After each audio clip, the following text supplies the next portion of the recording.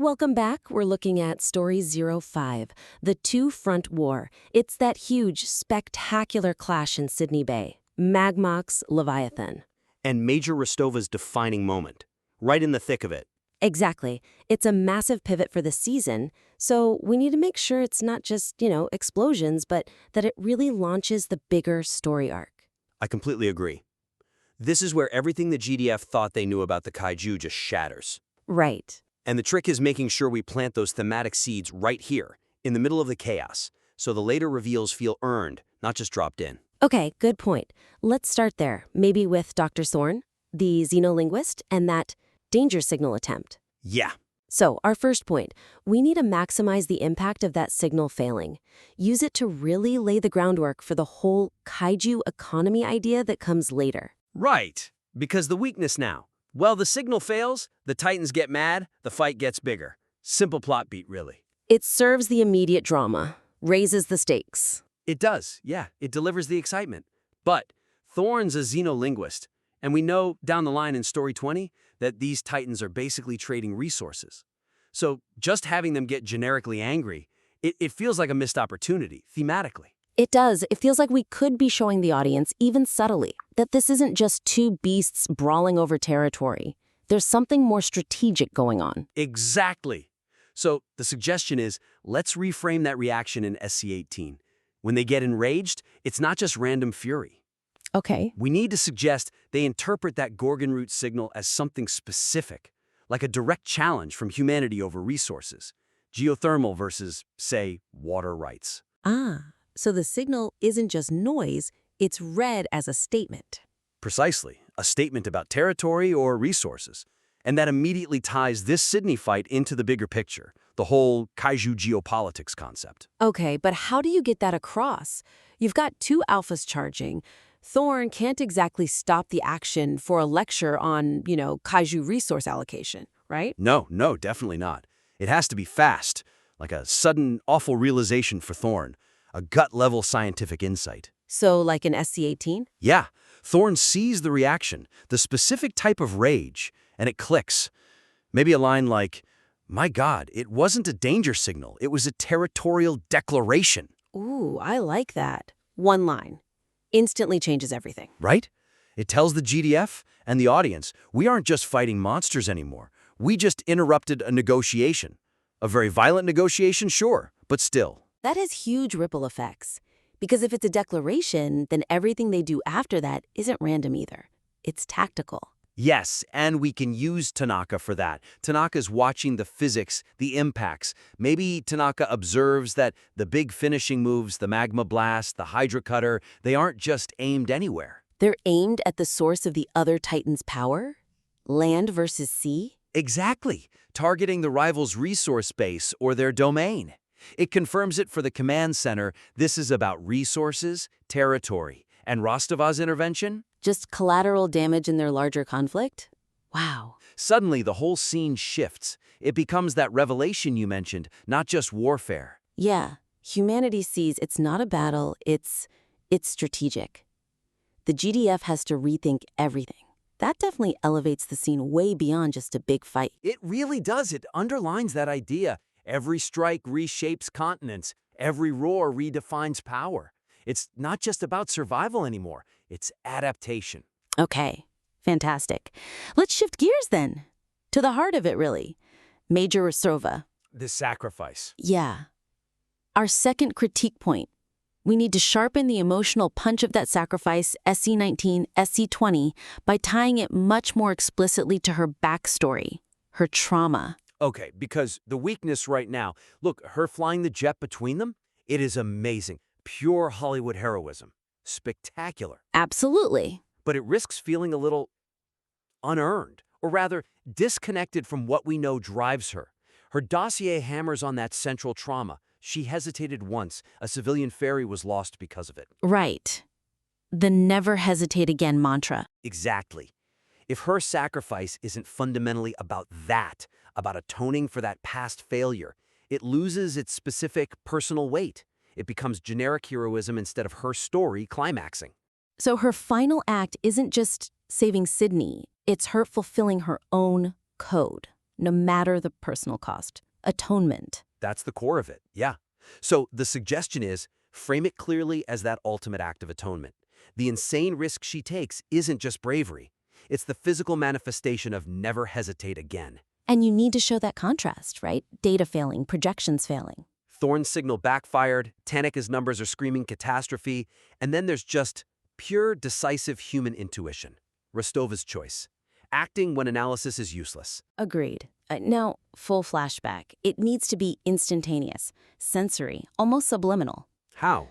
When we're in her cockpit, SC-19, her eyes narrow, that look of resolve ticks over. She flips the switches. Right then, that moment of decision. Yeah? Insert a flash, maybe auditory a split second of screams from the ferry, or visual a glimpse of churning water, the memory tied to the scar above her eye maybe, something that instantly links that failure to this action. So the memory of hesitation fuels the absolute refusal to hesitate now. Visceral, quick. Okay, that could work. And then her final broadcast, SC-15, SC-20. It shouldn't just be, tell my family I love them, you know? Needs more thematic weight. Yeah, it should emphasize choosing action over waiting, over analyzing. It closes her character arc. And, maybe just as importantly, it forces Tanaka, Mr. Data, Mr. Human Emotion is Noid, to watch raw willpower succeed where his numbers predicted only failure. Oh, that's good. That friction between cold data and sheer human will. That's the engine for the GDF's internal conflicts going forward, isn't it? Absolutely. Which leads us right into the fallout, the aftermath. Perfect. Our third point then, using Tanaka's and Thorn's reactions to Rostova to really kickstart their own Season 1 arcs about data, morality, the value of a human life. Because right now their reactions are, well, they're there. Tanaka feels profound respect in SC-32. Thorn finds anomalous energy readings in SC-33. It's fine. But passive? Yeah, a bit passive. They register the event, but there's no concrete action that shows this moment fundamentally changes them and their approach for the rest of the season. Tanaka needs to be shaken out of his reliance on numbers alone.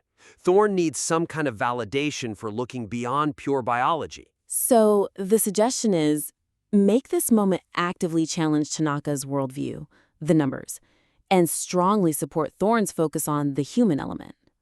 Rostova's act has to force Tanaka to recalculate, maybe literally, the value of human unpredictability, and maybe sanction riskier, more human strategies later. We need something visual, something concrete from Tanaka, a clear sign his analytical fortress just got breached. Like what? Okay, for example, SC-32. Tanaka's looking at his console.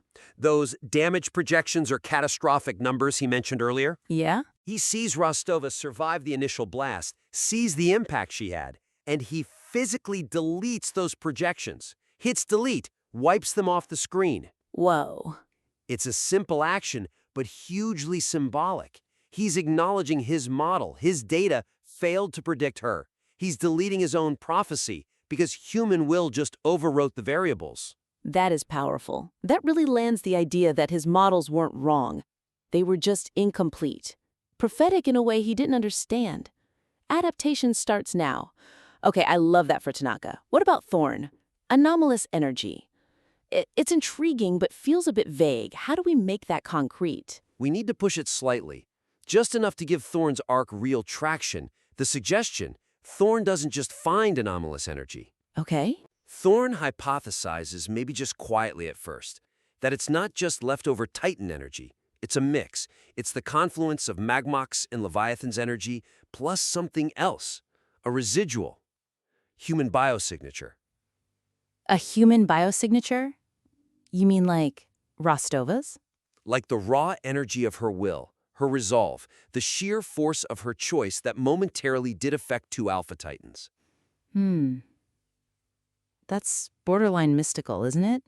Are we tipping into ghost science too early? Is that a risk? It's a calculated risk, I think. It's necessary for Thorn's arc, which is all about finding where biology ends and sentience, maybe even something more, begins. We're basically saying human courage, that absolute focus, generated a measurable energy wave. powerful enough to register, powerful enough perhaps to disrupt.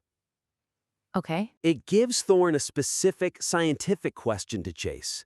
Can human emotion, human will, become a quantifiable force in this new world?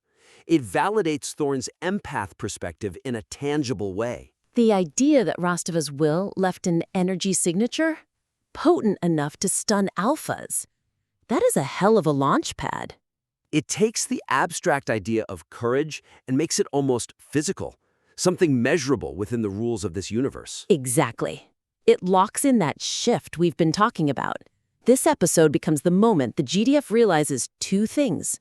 They're not just fighting big animals.